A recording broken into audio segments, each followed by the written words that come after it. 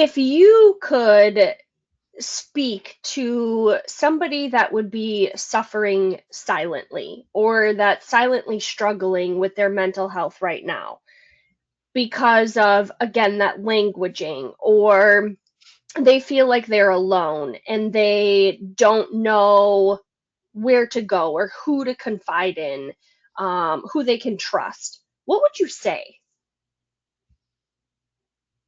Do you want to start, Dr. Gilly? Who could you go to? Yeah, I mean, it depends. I think the easiest person to go to would be someone you don't have to pay.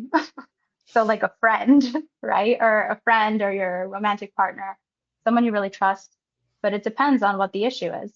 If the issue is their romantic partner, maybe they shouldn't go to their romantic partner. It just depends. I mean, it would be ideal if they could, but if it's concerns about, things where it would be much more beneficial or helpful to talk to someone who's more neutral, then you could talk to a friend, but then that friend wouldn't have to have any ties to your romantic partner. So it really just, it becomes sticky and difficult, like when you're looking at your natural just relationships. But I would say the easiest thing to do is to go talk to a friend you really trust. And then the next step that is really helpful, for example, I was working with someone recently who lost a family member. So I was saying, who have you been able to talk to? Like I asked them, and they said, well, friends, not so much. They could be a little bit immature, not really know what to say. When people are grieving, like a lot of people say the wrong thing. Like they'll say, well, at least that person's lived a long life and you got to spend a lot of time with them, right? Or they're Or in a better place. That's the they're in worst. a better place, yes. Or um, you have like at least you have like very good memories of being with them. Those are like the at least, or I don't know. Like, they'll say things where they're trying to be helpful, but they're really actually not. They're making it worse.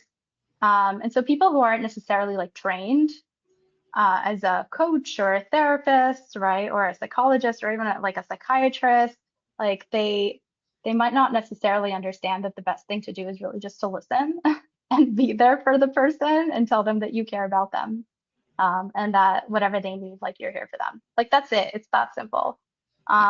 So that's where seeing someone who's trained, who has some expertise in working with people who struggle in general, but then even better if you can find someone who specializes in whatever you're struggling with, that's where it becomes more helpful to hire someone and to work with someone like that. The other thing I'll say too is that there's this misconception that like you're paying your therapist or you're paying a coach, then they don't really care about you. And that is such a lie. Like we really do, it's just that we went to school for many years and this is our job.